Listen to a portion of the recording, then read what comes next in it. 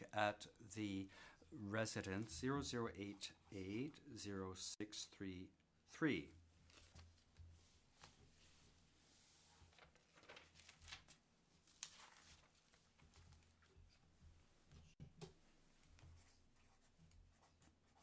Page 944.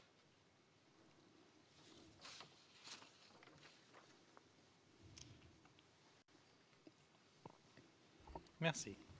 Si nous pouvons agrandir. Thank you.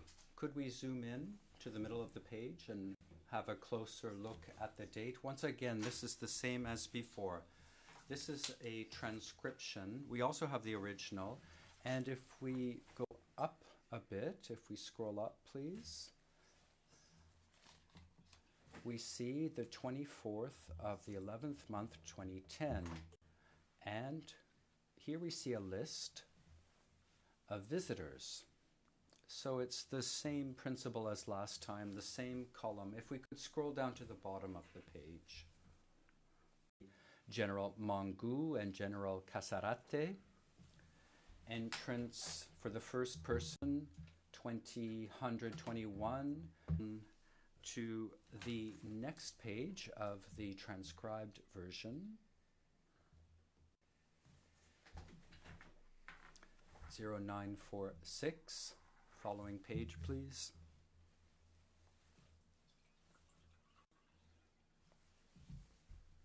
If we could zoom in and look more closely at the top of the page, Mr. Witness, you will see that General Gbagbo came in at 2000 hours 33 and also left at 22:33 hours. And we also see Minister Cadet Bertin, who came in at 20:59 and left at 22:23. So he came in 10 minutes before you. Now, the 24th of November, a few days before the second round of voting. First of all, can you tell us, sir, if you remember going back a second time in November to visit the presidential residence? Answer, I don't remember, but I would often go to the residence. Question, very well. Just like earlier today, we see that you had General Mongu with you, and I believe you said that you would go with the Chief of Staff, General Gbagbo. And who was Minister Cadet Bertin at the time? What was his role? Answer. He was the defense advisor of the President of the Republic. Question, very well. And here we see that you came in at 20:37, left at 22:23, and the other gentleman as well. Do you remember being at a meeting with the Chief of Staff at the residence that time along with Minister Cadet? Answer, no. Question, doesn't ring a bell. Answer, no. Question.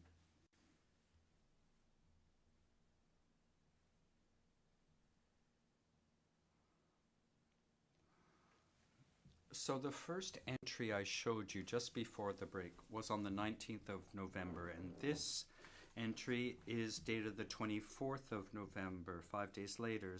What were you talking about in the run-up to the election? What were the discussions about with the President of the Republic? Answer, all the discussions that we had dealt with a single point, namely doing all we could to ensure safety during the upcoming election, protecting people and their belongings. Question, very well.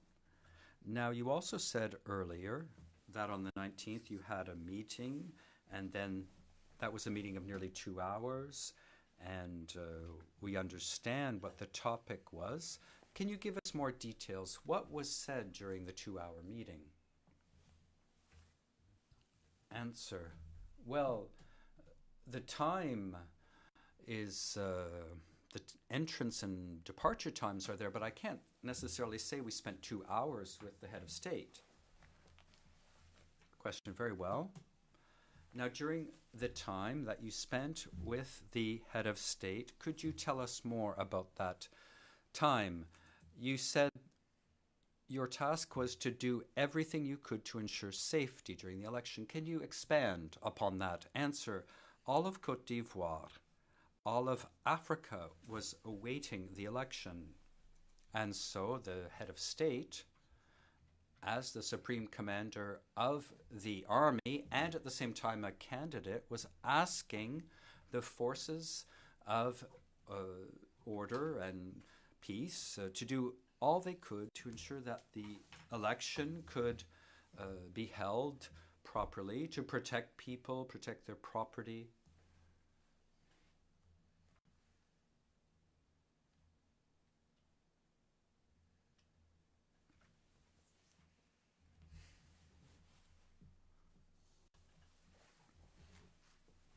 Question: I think you're touching upon this topic, about the topic again, but what was actually said in practical terms, not just the topic in broad ensuring safety, but I can't really tell you about specific exchanges of views.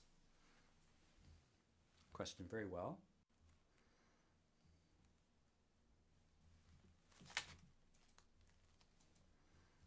Question: the next day, the 25th of November, did you listen to the leaders' debate, the debate between Mr. Gbagbo and Mr. Ouattara? Answer: yes, I listened to the entire debate. Question: very well. And the day before, were there any discussions about the debate? Answer: between who and whom? Question: during your visit to the presidential... Question: what can you tell us about the leaders' debate that you listened to? You said you listened to the entire debate.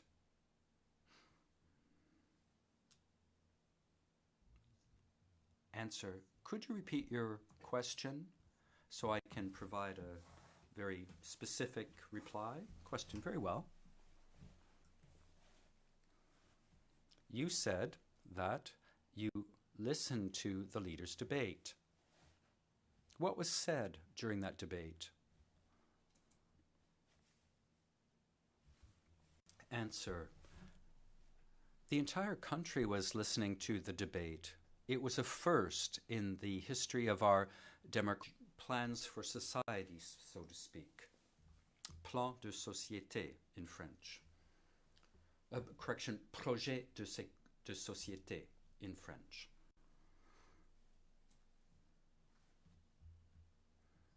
Question: you said that all of Côte d'Ivoire listened to the debate. And in your case, as the Supreme Commander of the Gendarmerie, what was the importance of the debate? Answer: it was a first in the history of our democracy. And everyone was curious. They wanted to know what was going to happen. Question: very well. Now, at one time, do you remember whether mention was made of the establishment of a curfew during the debate? Answer: what I do remember specifically, if you don't mind my saying this, at one particular point, President Alassane called Mr. Gbagbo Laurent, and he said, you should give me a call, a telephone call. Inaudible.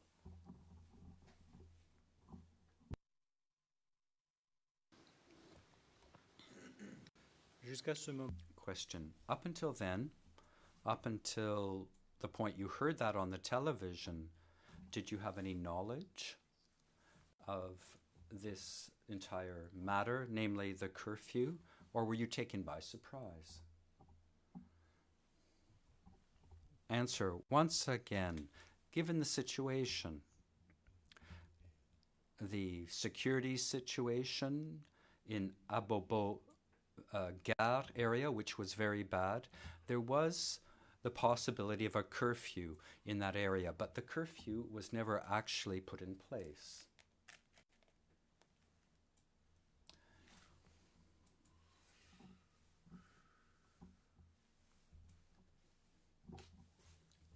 Question: why do you mention the neighborhood of Abobo Gare? Answer: that is where many killings occurred. People were killed by the invisible commando, so some kind of administrative measures had to be taken to keep such killings from happening. That's what I remember.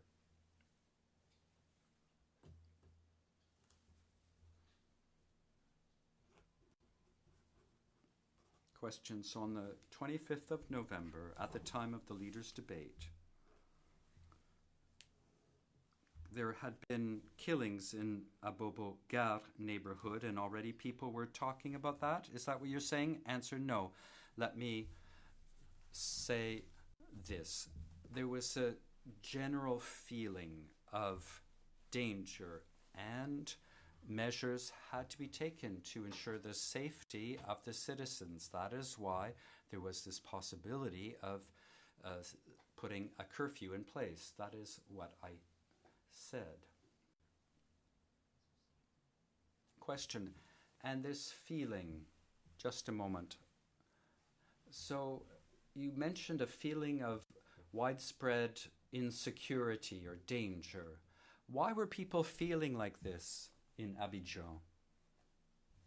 Answer: I don't have dates, but one thing for sure, there were two reasons for concern, one in Abidjan and the other in the western part of the country.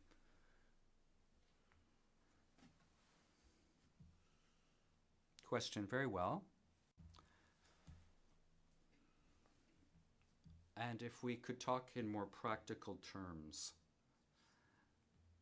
you said that there were worrisome security situations in these areas. Answer: there were armed clashes in the western part of the country.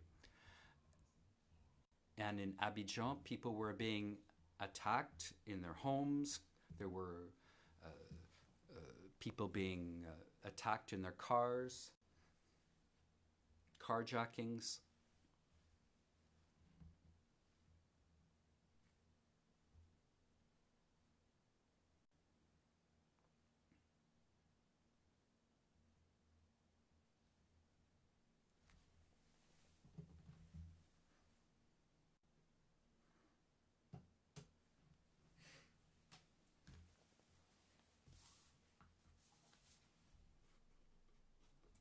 Question: Mr. Witness, on that very same day,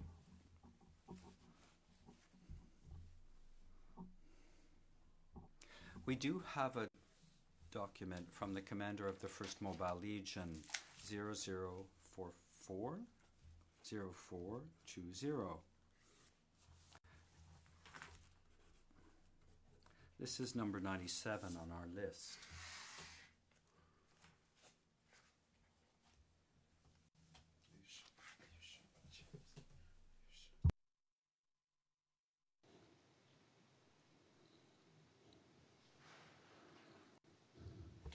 Je vous remercie. Thank you.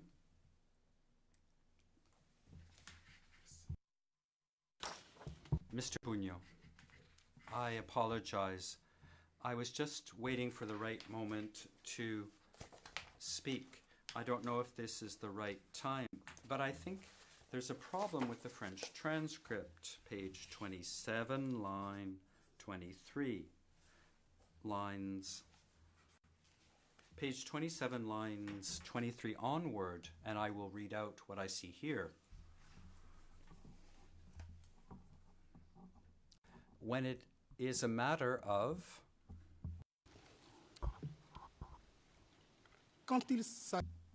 When it is a matter of talking about security programs, we would go, all of the generals, and General Mongu would lead. But the way it's worded there, how I get to the control post, I would go to the residence. I was never asked for a walkie-talkie, end of quote. Now, Mr. President, I remember the witness's response, but I think what we see here in the transcript is not what the witness said. Perhaps the question should be put again. And what you're referring to, but correctly, I think we should request, make the same question again, so the witness has the possibility to, without being influenced, to say what he, to repeat what he said. Thank you. Thank you, Mr. President.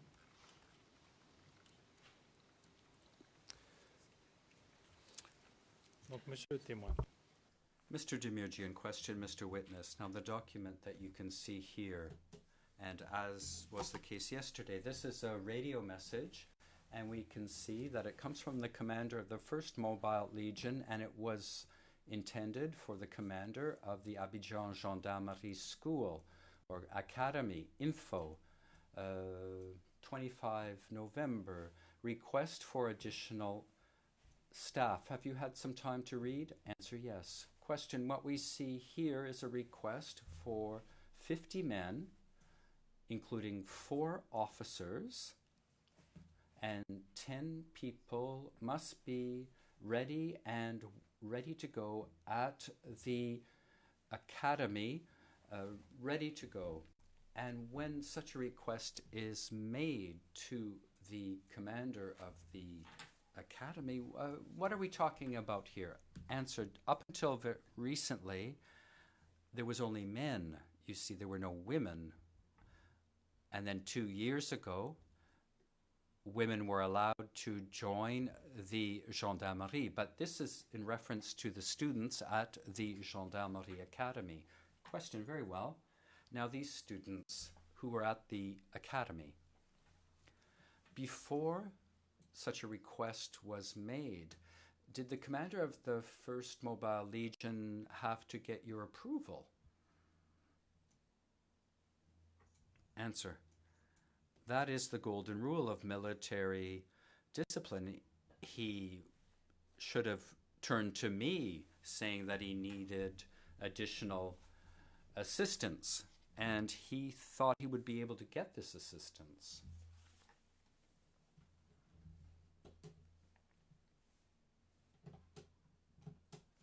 Question, do you remember if the commander of the 1st Legion did ask for additional men, another 50 men, 50 students, late November? Answer, that is what the message says. He made such a request. Question, and do you remember such a request? Answer, well, given the position that I was in, I wasn't actually at the academy to determine whether there were 50 students there. Or question, well, this is why I was asking you. Should the commander of the 1st Legion have turned to you first? Answer, in principle, yes. But in an emergency, he could have turned directly to the commander of the academy, yes. Question, now your position at the time was what when it came to the use of students from the Gendarmerie Academy? What position had you adopted? Answer,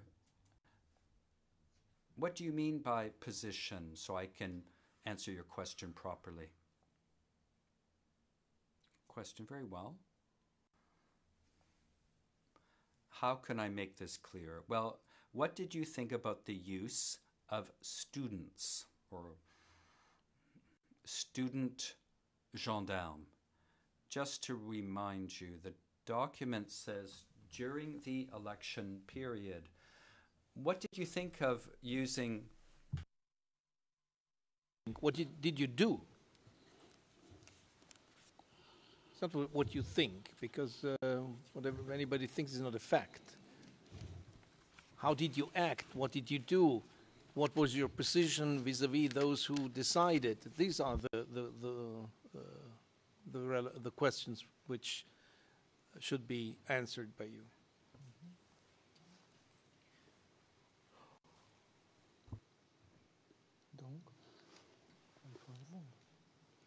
Le commandant de la première. The witness, the commander of the 1st Mobile Legion made a request for 50 men who were supposed to be on standby at the academy, ready to be deployed to ensure order. But I don't believe they were actually used. I don't know if that's clear enough, if I've been clear enough. Question. Well, let me be more specific. Were you in agreement with this idea of using students for such a mission? Answer. Once again, let me be very specific. The training of our students at the Gendarmerie Academy lasted 2 years. In the 2nd year, they are taught the rudiments of being a gendarme and law enforcement. So, you see, only students from the 2nd year already trained in law enforcement could have been used.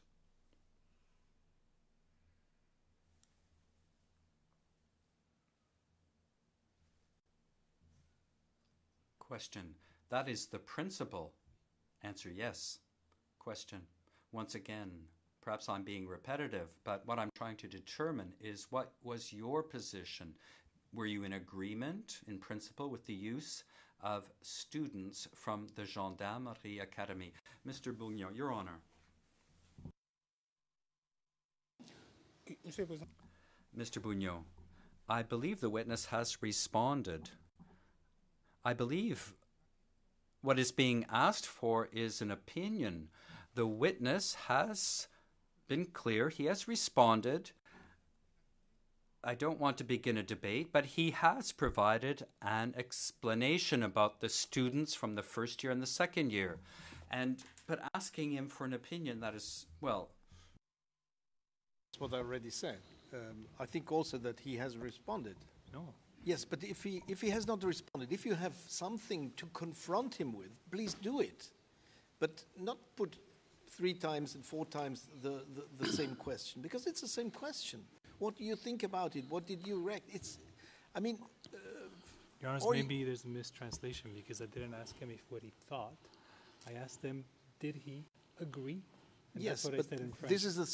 This was the second time that you asked, did he agree, if he agreed? Yes, and the first time he responded, it's not a matter of agreement. They were the students of the 2nd years, which have been already trained, etc. So there was no problem. This was my understanding. Now you ask again if he agreed, and he will probably now, of course, say the same. But I don't know what different thing you are expecting, because if you are expecting something he already said, then please confront him. Very well. Very well, Your Honors.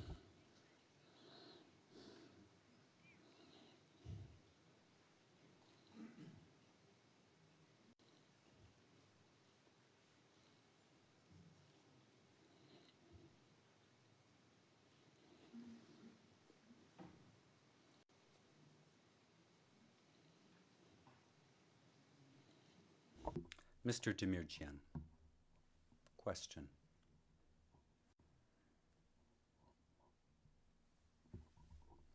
Mr. Witness, we will come back to this particular matter later. I'll now move on to something else for the time being. Now, a little while ago, we were talking about a curfew that was mentioned during the debate. And did you ever hear about the curfew actually being implemented? I'm talking about the period before the 2nd round. Answer, yes. Question, do you know when it was actually put in place? Answer, I don't remember the dates.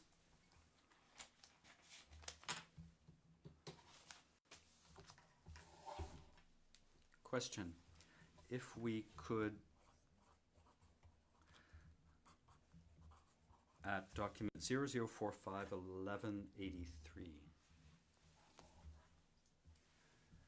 And before we look at this specific document, now, on principle, if a curfew is imposed, how does that information come your way?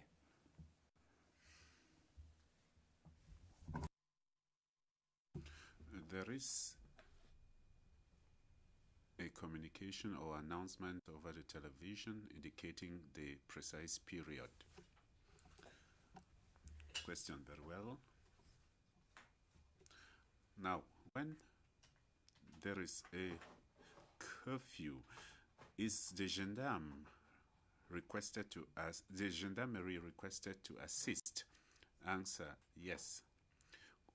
Question, who makes that request to the gendarmerie to assist? Answer, when a curfew is decreed, it is stipulated that the forces of law and order shall be responsible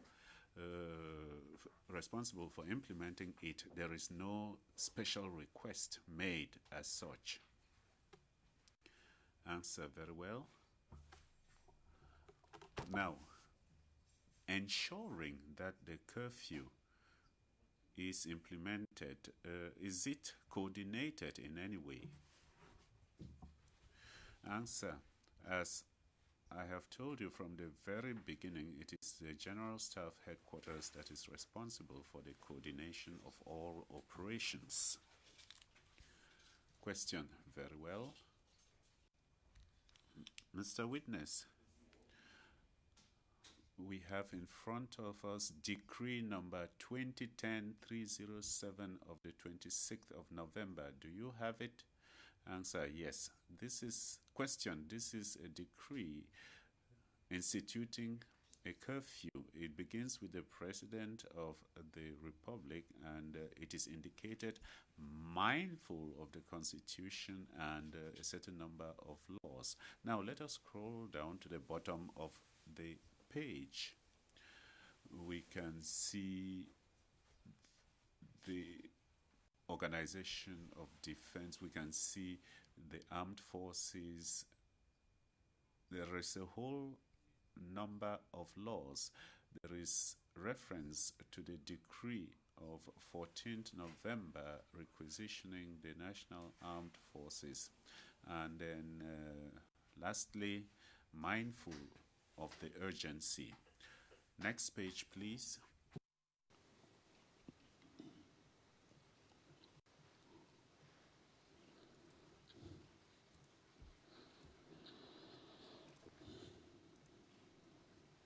D'accord.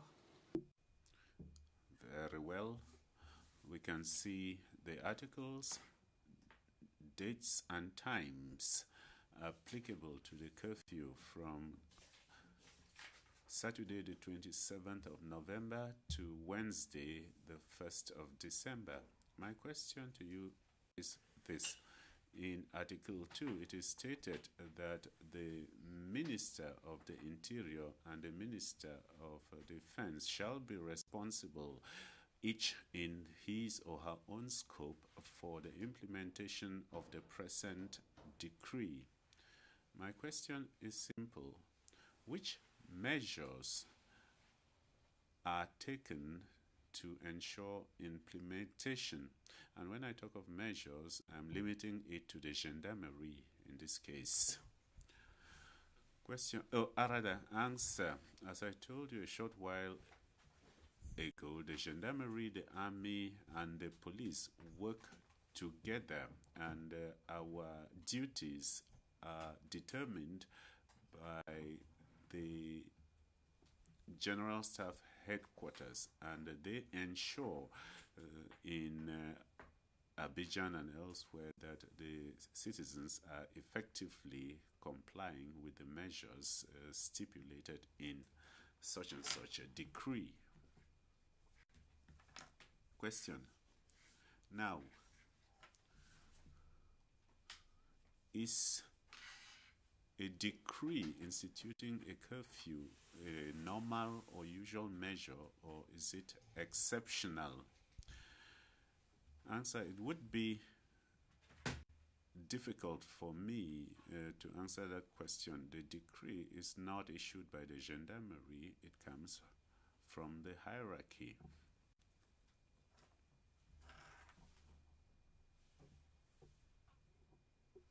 Question. Very well. For the witness could not say if a decree for a curfew is exceptional or normal. I think all the rest of the people would understand if it's normal or exceptional. Thank you, Mr. President.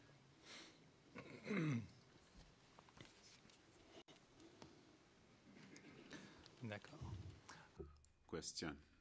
Mr. Witness, you said that all those operations were coordinated by the Chief of General Staff of the Army. Did you have, or rather which discussions did you have with the SEMA regarding the implementation of the curfew? Answer, there were no specific discussions. It is a decree. The CPCO, which is the reflection unit of the General Staff, talks about general situations, specific situation, missions, and so on. So there was no specific discussion. Question, very well. Mr. Witness, on that day, the 26th of November, there is a third entry in the visitors book of the presidential residence, and you were summoned there. It is 00880-863, page 950. I can see that my learned friend is on his feet. A while ago, on the answer given by the witness on this same document, on page 47, as from line 7, you said that the question had to be put to the witness so that he should answer. So I believe that in order to save time, the prosecution preferred to continue. But if we now have to come back to the same document, that is the logbook, then we should try to clarify what the witness said a short while ago. That would be useful for the continuation of the proceedings. That this is for the witness to authenticate in any way. No, I did not really understand the opposition, I must say. Mr. Bugnon. Mr. President. It is clear that it was not the witness who drafted and who had influence on the logbook. And probably he has also not seen the logbook. So therefore, it's not for him to say yes or no, to say something on the logbook itself. But on he can be, of course, asked on what the logbook is saying or appearing to say.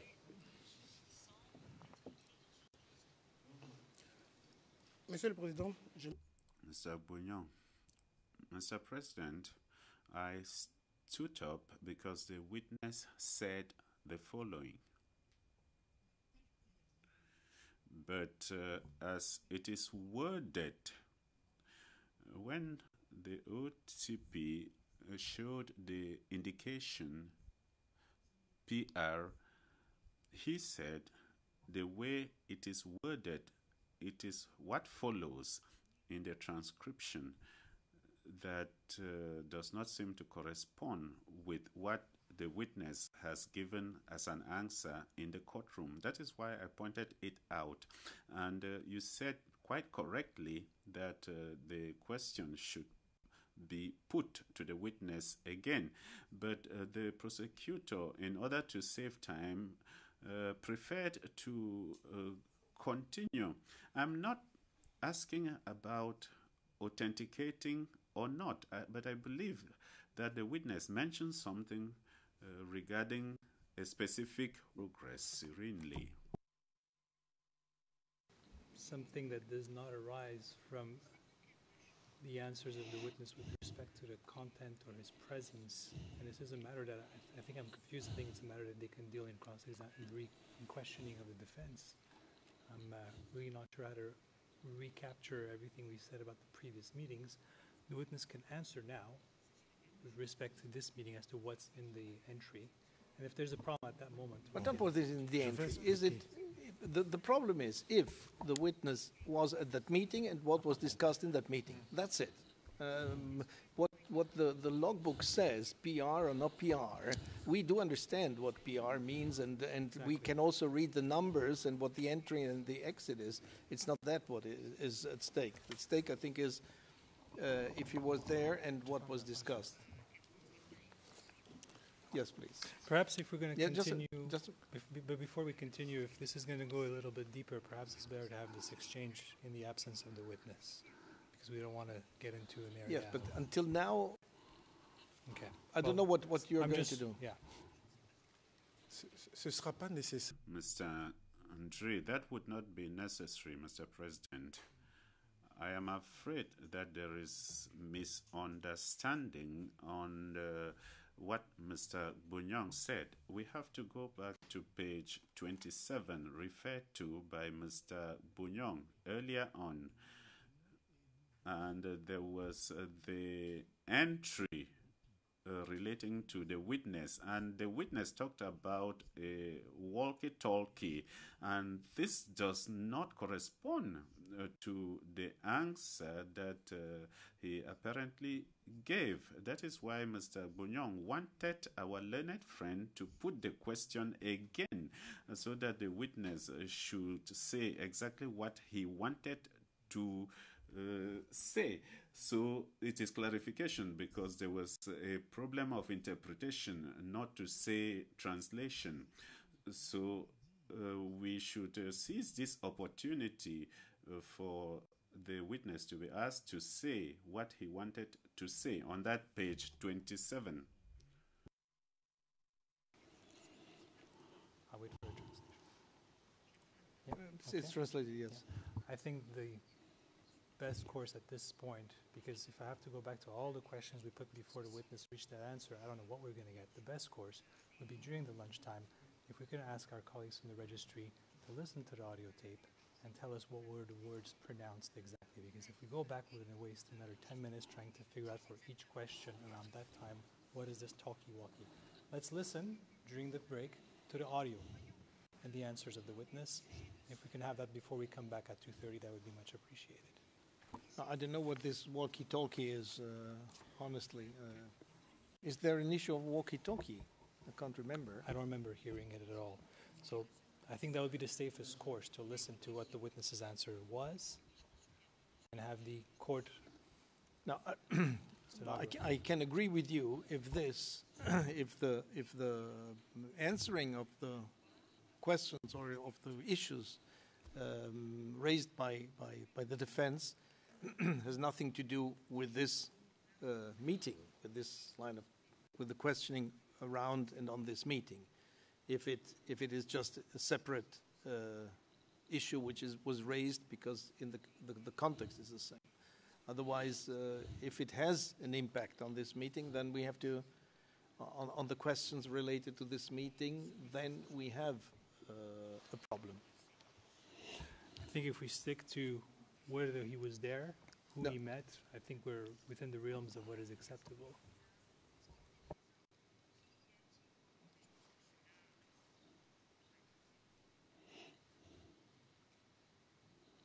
And at the end, Your Honors, I'm being told it might just be a transcription error. So, really. Yes. But if it's a relevant transcription error, I think we have to deal with it. That's the only problem. Monsieur le Président, Mr. Bunyang. The witness, can you please leave the courtroom for a few minutes while we deal with this, because I want to have the record clear. And I ask, therefore, the court of usher to accompany you out for a few minutes. Thank you. Because without the witness in the courtroom, we can speak clear without fear of influencing.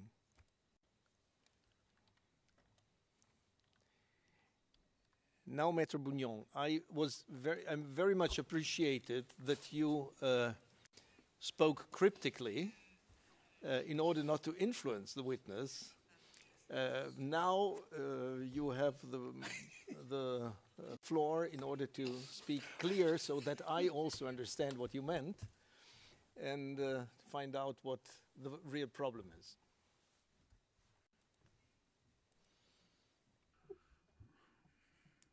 Mr. Bougnon, thank you, Mr. President. To be very clear, I would go back to the same page, that is page 27.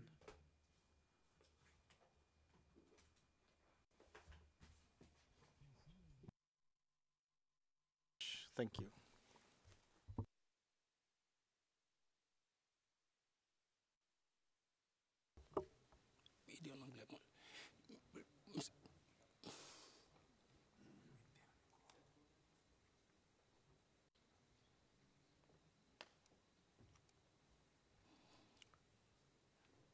Oui, monsieur, je peux? Can I? Just a moment.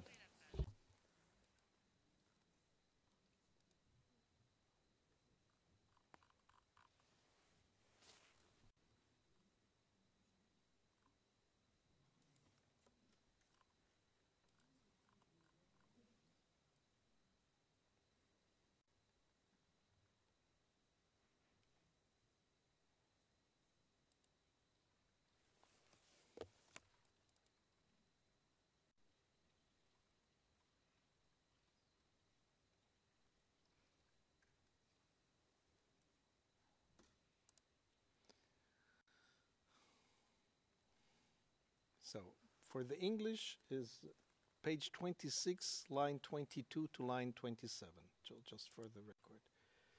So, the question, now please, Maître Bougnon. Oui, Monsieur le Président. Mr. Bougnon, yes, Mr. President, page 27. In French, there was a debate on PR and so on. As from line 17 in French, the prosecutor says, and I quote, "We can see the times of arrival and departure, 2010, the 19th, during the 2 days of, and can you tell us what this visit was all about? What did you discuss?" The witnesses answer, when it comes to discussing security programs, we go there, all the generals, we go there under the leadership of General Mangu. But the way it is written here, when I arrived the control post, I go to the residence. I was never asked for a walkie-talkie. Mr. President, the witness is not here, but it's this last part is translated, and no one ever asked me who I was going to see. Voilà. So no walkie-talkie issue is there. So. OK. Et vous, Monsieur le Président. Mr. Bougnon, Mr. President, I totally agree with you because that is what I heard.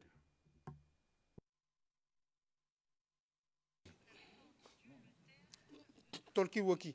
Mr. Bougnon, walkie-talkie, talkie-walkie in French.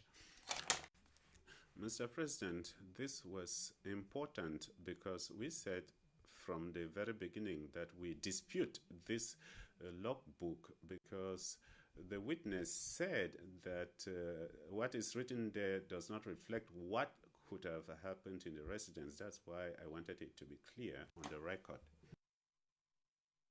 Okay. So you accept the English version? Strangely.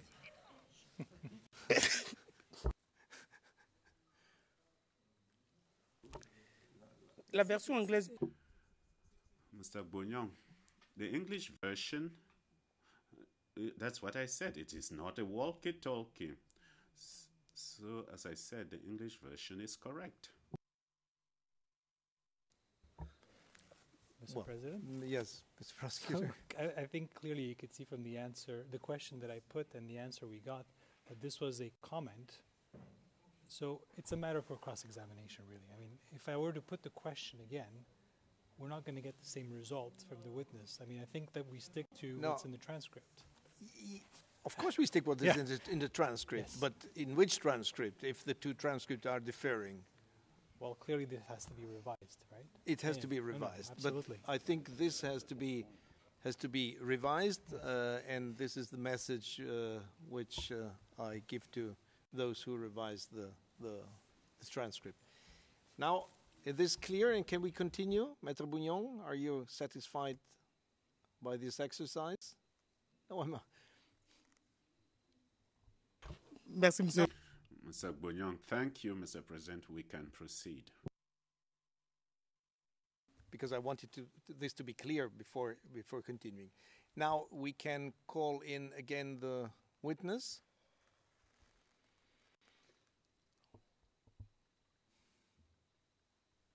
But I don't know if somebody can hear me, because the court usher has disappeared together with the witness. No.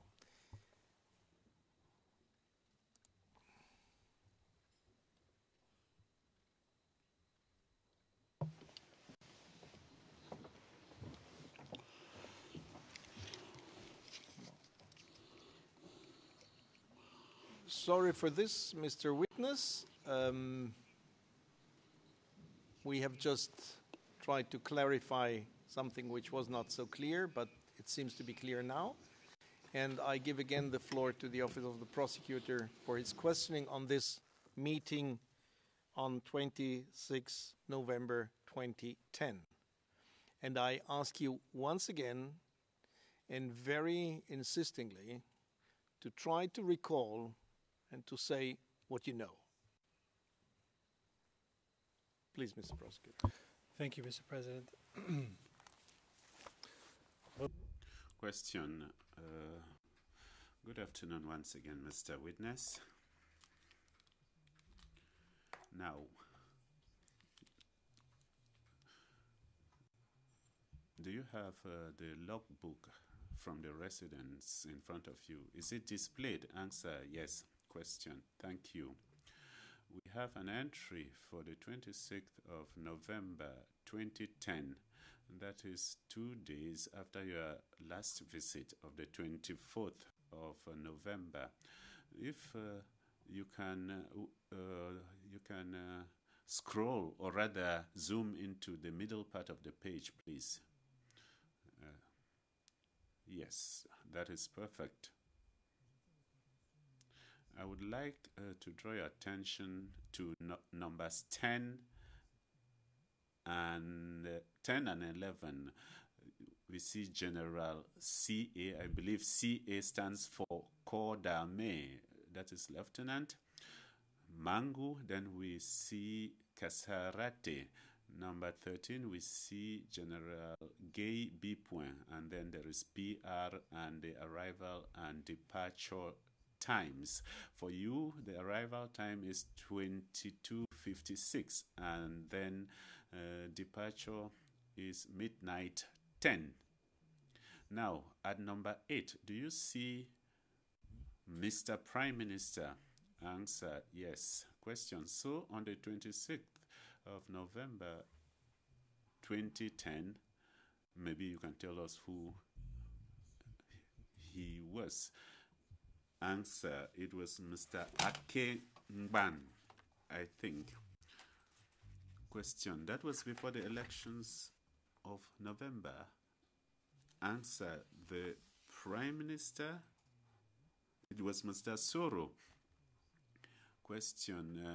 He arrived at 22:50 and then he left at midnight 10. Now, do you remember having come to the residence on this day, and while you were there, Mr. Soro also was there?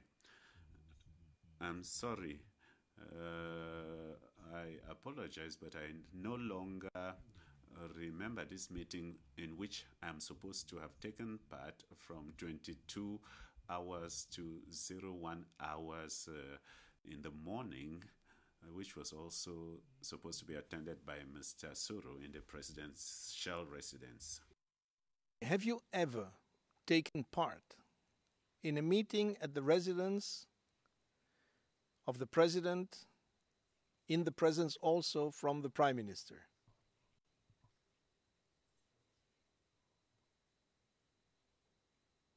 No. Answer. No, I do not remember, except at the presidential palace. Remember to have taken part in any meeting at the presidential palace in the presence of the Prime Minister, Mr. Soro. No, look at me. Don't look around trying to find somebody who tells you what to say. The question is easy. You are, in your capacity of then Supreme Commander of the Gendarmerie, you said you have been quite some time at the residence or at the presidential palace. Is this correct?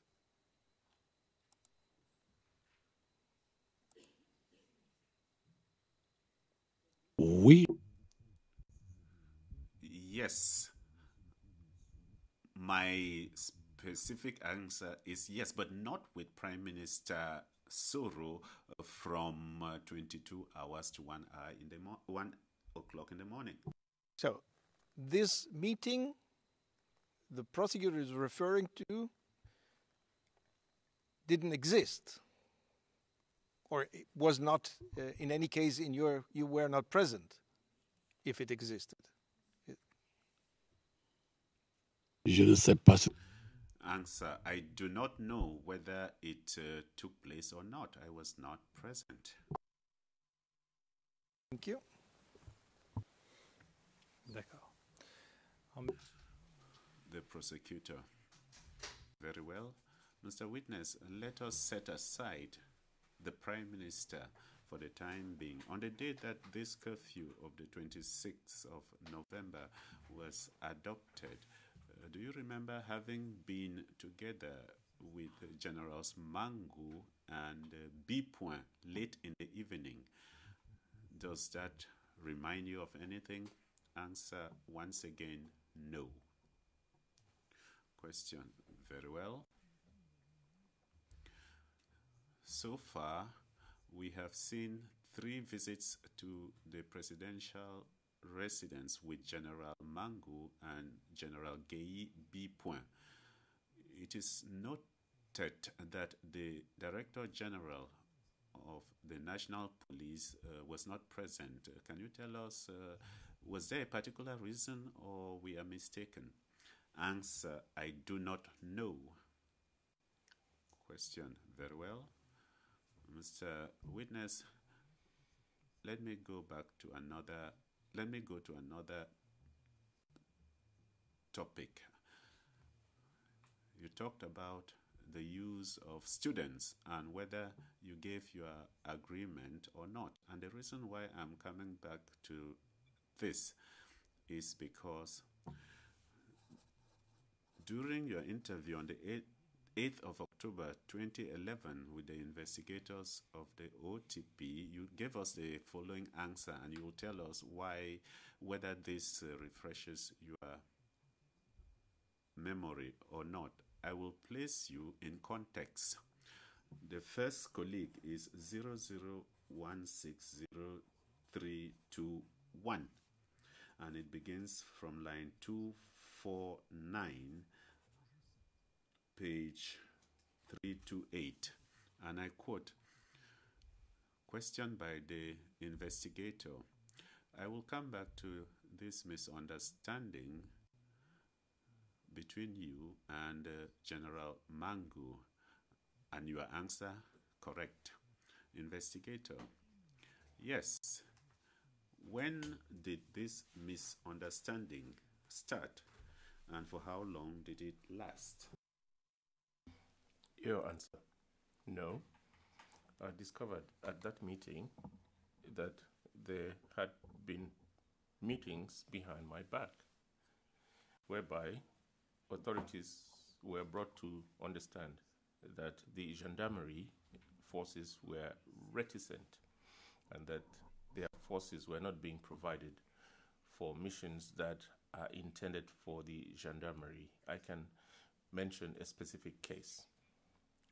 I have a gendarmerie school in Kokodi, in Daloa, Kokodi. It is in Daloa. Colonel Connor of that school at the time was transferred to the gendarmerie school here in Abidjan. When the events in the West increased, that commander, Colonel Kwandu, went through that operation area where he had command, and Colonel Conan asked the Chief of General Staff that I should make available gendarmerie students to reinforce the troops. And I said, no. Do you follow? Investigator, yes. Then you go on to say, I said no. Therefore, for them, that refusal was an act of disobedience and of non-collaboration. I read the text, and these are students who are in school, and they have nothing to do with that business. Wait for them to become active and introduced into the institutional system. Now, your answer continues, and you provide other examples, but on that specific point, you say here that your answer was no. Let me now hop back to my question of a short time ago, whether you agreed or not. The question was the following. Mindful of what you saw, you said in 2011 to the investigators, is the example mentioned here correct? Answer, these are two different situations.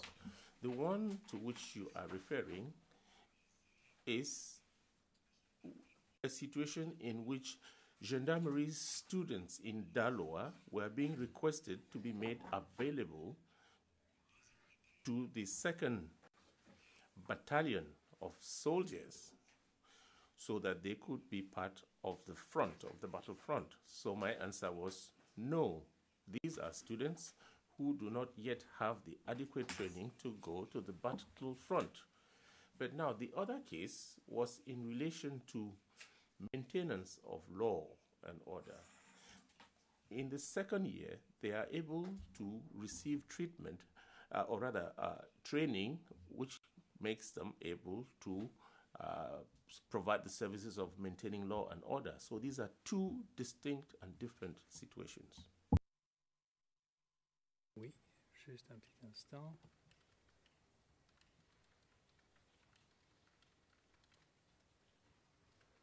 D'accord. Mais donc, si je comprends bien, revenons donc sur 2011. Question. If I understand properly, you're saying that in 2011, the situation was different. The situation you mentioned in your interview was a correct situation. Your answer was correct. Is that the case? Question. That is, during the interview in 2011, when you answered the question by the investigators, the example you used about Colonel Ganois in Daloa, was that a correct answer? Answer, yes, it was.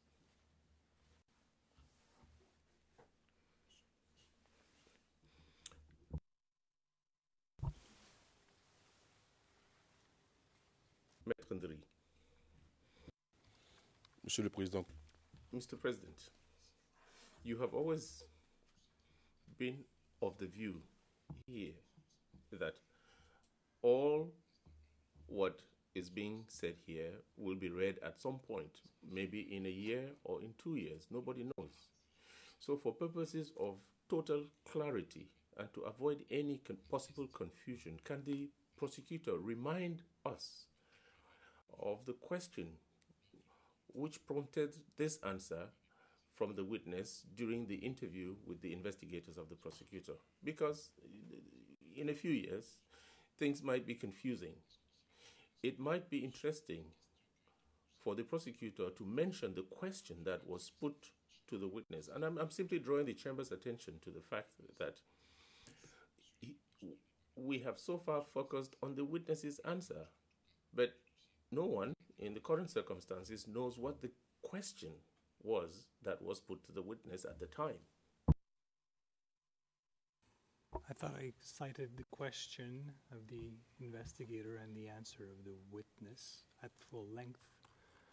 So if this is a matter that my learned friend wants to come back to, he has Yes. the time, but is your honors unsatisfied No, that we but did cover? because you started with the investigator asking when did this misunderstanding start and for how long did it last?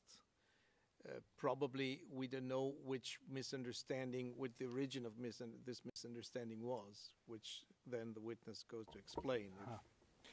If we go into that, we're moving into a different topic, which we will get to, your honors, and I don't want to precede the witness's testimony on this. If you know what I mean, I don't want to... I do know what I mean, and I also would say to Maître Ndri that he has raised this issue, and therefore when we go to read the transcript in, as he says, 1 or 2 years, we will for sure pay attention to this.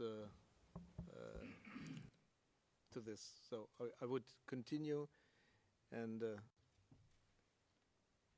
for the next 20 minutes before lunch. Thank you, Mr. President.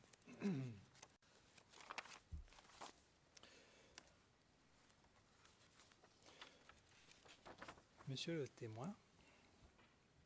Question. Mr. Witness, a short while ago, we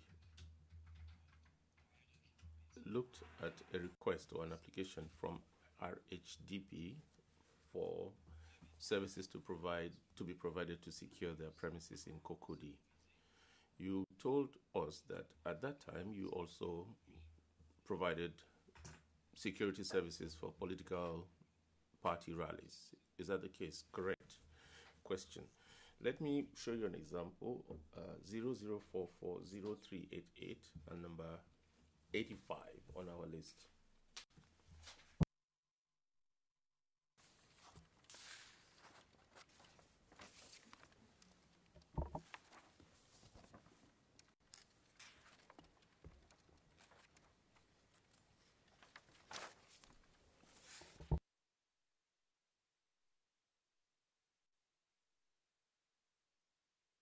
Merci. Alors, si on peut agrandir. Thank you. Could we please zoom in to the top of the page? Mr. Witness, this is a message, once again, from SEMA, which is similar to the one we looked at yesterday. It is to you, DGPN, and so on and so forth, and other generals. And for a report, Ministry of Defense. You can see the date, 21 November 2010. And that was prior to the second round of elections. And just below, meeting of His Excellency, the President of the Republic in Yopougon. Then you see Primo and Segundo. Can we scroll down the page, please? Thank you. In the Segundo, you see Alpha providing security for meeting or rally area by system of concentric circles. Then you see first circle, GR, GSPR, second circle, gendarmerie, police, third circle, gendarmerie, and sess. In practical terms and on the ground, let me take two units, GR, GSPR, gendarmerie, and police. From a practical standpoint, how did things unfold on the ground practically? Answer. The first circle, it disappeared. Now you see under the first circle, you see GR, GSPR, Republican Guard and security group for the President of the Republic. So whenever the President moves to any location, the immediate protection units are the GSPR and the GR. That's the first circle. It's a figure of speech. Then you have the second circle, which involves the second category forces, the gendarmerie and the police. And then in third place, you have the sess. It's not a geometrical circle, but it is the positions that the troops take on the ground during such an outing. Question. Very well. When it comes to the use of troops from the gendarmerie, a short while ago, you told us that this was coordinated by the SEMA. So, the gendarmes who were on the ground at the time, how was that mission communicated to them? Answer. The message that we are looking at is transmitted to us. We assemble the troops and gather at the general staff where the distribution and positioning on the ground is allocated to the various troops. Question. Very well. Now let me move on to another question still during the same period. Mr. Witness, do you remember whether you were in contact with the head of security at ONUC at the time? Answer, no. You see, before I became commander of the gendarmerie, I was the liaison officer, and in that capacity, we used to meet. But when I was reassigned, then I was no longer in contact with him. Question. Very well. Am I then to understand that you were no longer the liaison officer in 2010? Answer, that is correct. Question. Very well. In your capacity as Supreme Commander of the Gendarmerie, you never had any opportunity to meet or have contact with the head of security at ONUC? Answer, no. However, from time to time, we had courtesy calls from the officers of ONUC to the Supreme Command and to the Gendarmerie and also to the police. From time to time, they also came to our barracks to verify our weapons and ammunitions. Question. In what context did ONUC verify your weapons and ammunitions? Answer. The Security Council had issued an embargo on Côte d'Ivoire regarding weapons. So their mandate was to determine whether or not that embargo was being upheld.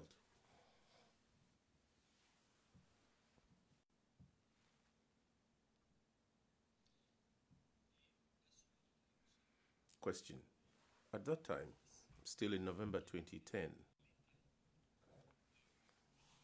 what was the status of your weaponry or your weapons, beginning with the gendarmerie where you served as the Supreme Commander? Can you tell us what the state of your weaponry was at the time?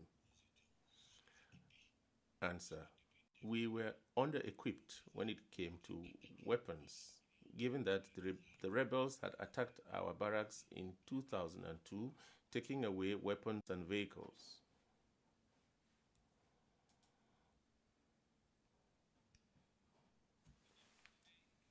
Question. Did you make any requests from your superiors for replenishing your equipment and your armory? Answer, yes. We made such applications to the Minister of Defense.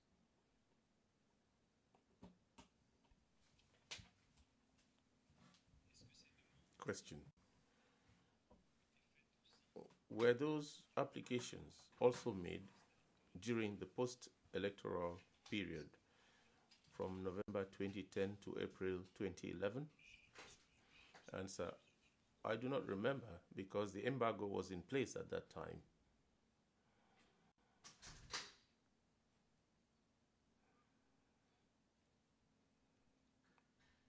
Question, very well.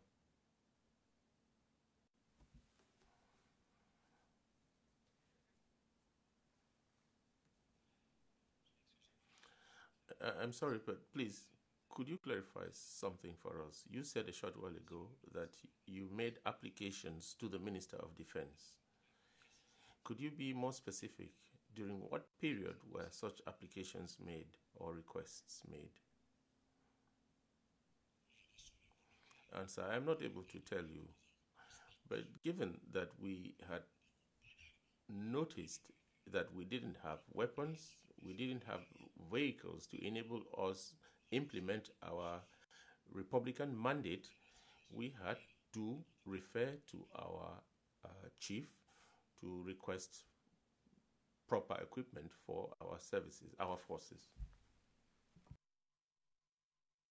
Lorsque vous faisiez de telles demandes, est-ce Question. When you made such applications, did the Minister of Defense meet your requests? Answer. We received material for peace or maintenance of orders, such as shields and batons for protective measures. Question. Shields and batons, is that all? Answer. In a nutshell, yes, that was all. Question. Yesterday, I think I remember you said you also received some vehicles. Is that correct? Answer. Not those that were received by General Afo.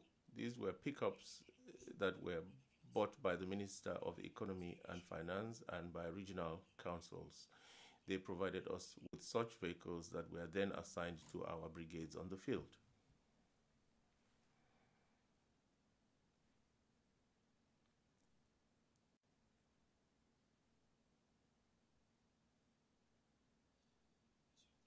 Question.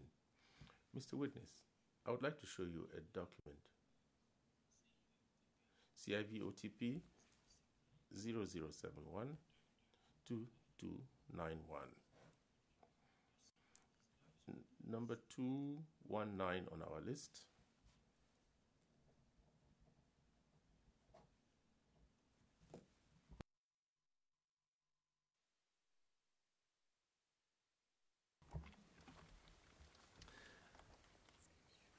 Monsieur le témoin, ce qu'on a devant vous, c'est ça? Mr. Witness, this document is one which you probably have not seen before. It is the cues for the 20 hours television newscast, and it shows the titles for various programs of the day. I would like us to zoom in a little bit.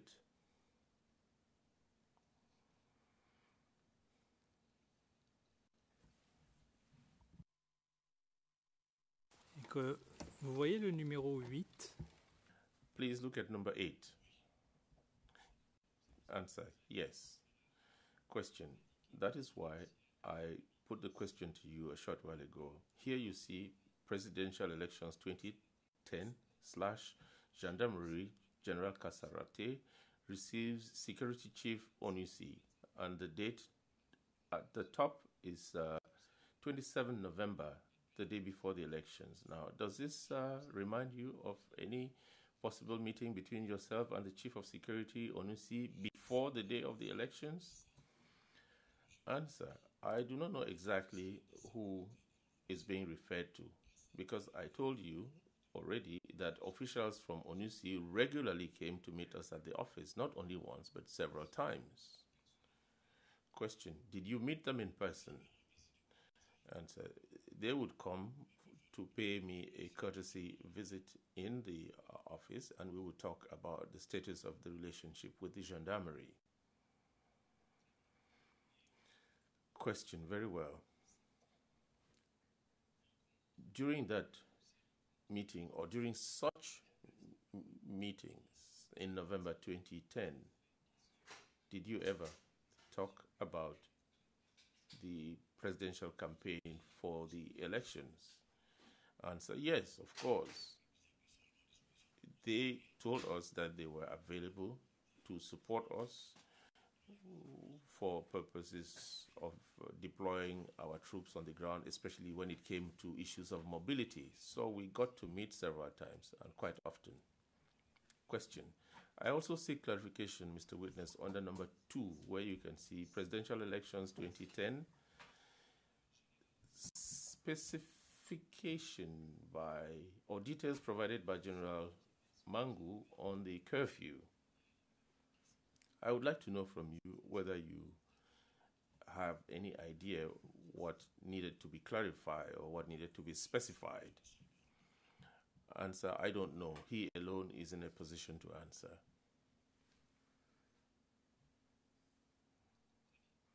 Question: very well. We can now take that document off the screen.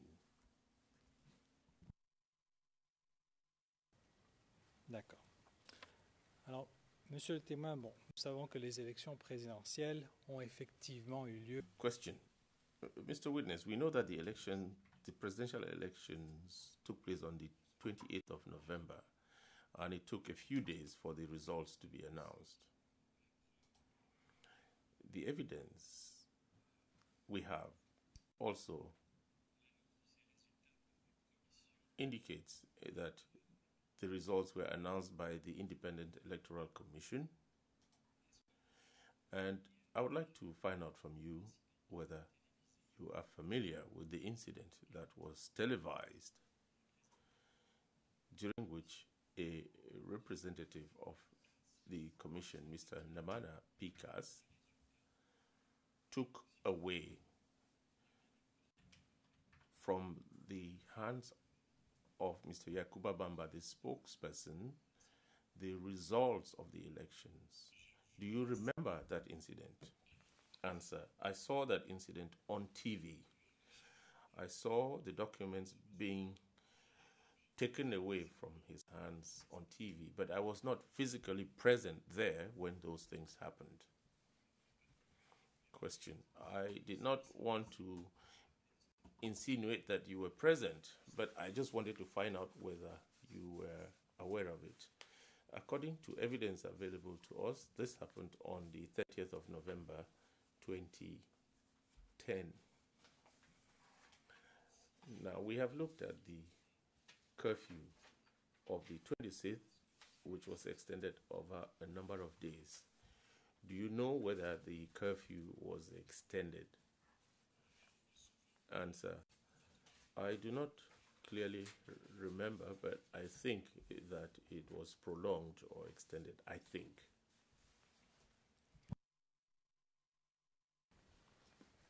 Et est-ce que vous savez... Question: do you know why it was extended at that time? Answer: I have said before, but I might be mistaken, and I say this with all possible reservations.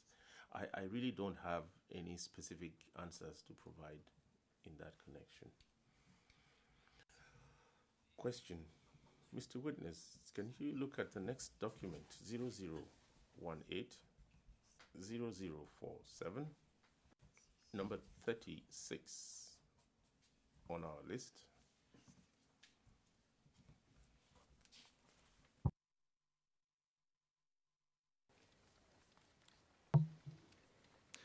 Allons à la page 3 de ce journal officiel. Can we go to page 3 of this official gazette, please?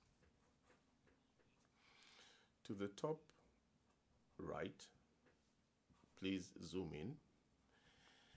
And here, to the top right of the document, Mr. Witness, do you see decree number 2010-308? Can you see it? The witness, yes. Question. This decree deals with the extension of the curfew.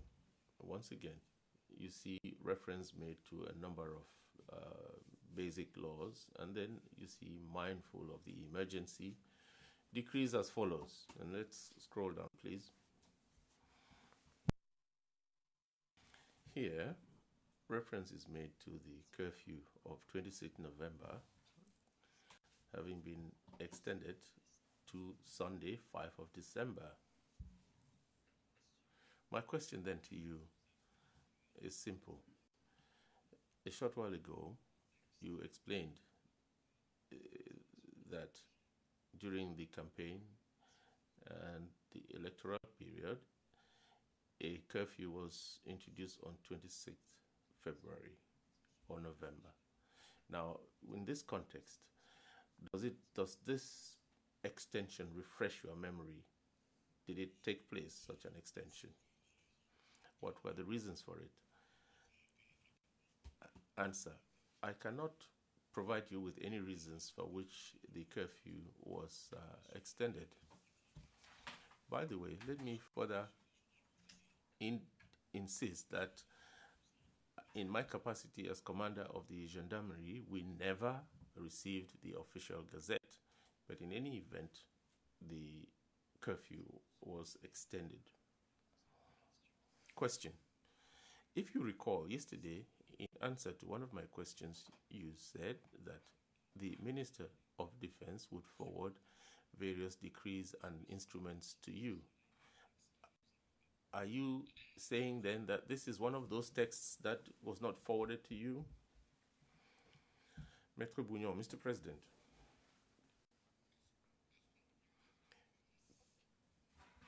Could we be provided with the references of the transcript my learned colleague is referring to? He has referred to transcripts and a statement from the witness made yesterday. Could he be more specific and provide the references so that we can find out what excerpt he's referring to?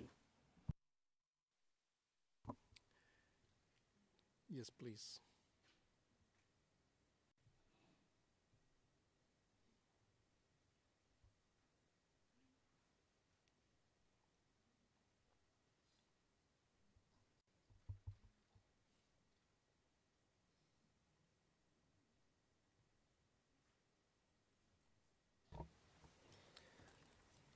Donc hier à la page 10, ligne 19. Yesterday at page 10, line 19, Mr. Witness, this is what you said in answer to a text which I showed you. That text comes from the official gazette. The gendarmerie does not receive the official gazette, but it receives instructions from the Minister of Defense. The witness, that is correct.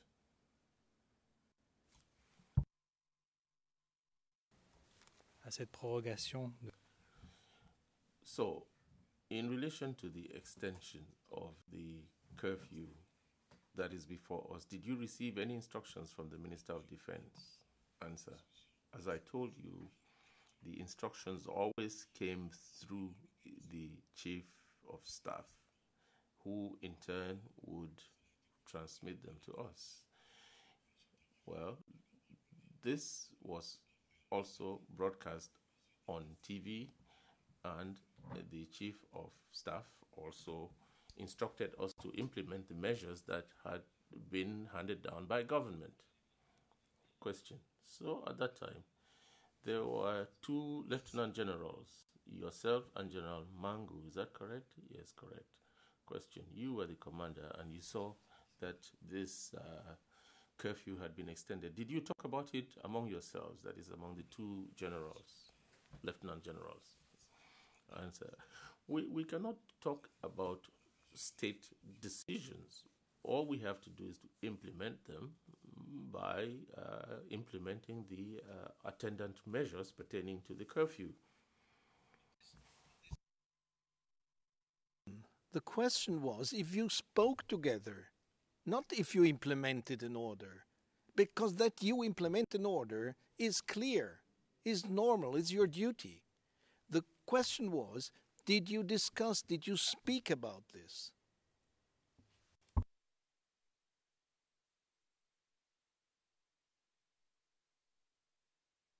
Je réponds. Am I to answer? Yeah. With your leave, I said yes, but we did not discuss the issue between men because these were orders that we received from the Chief of Staff through messages that are sent to us. So I hope this is clear enough. Just before the break, one last question on this.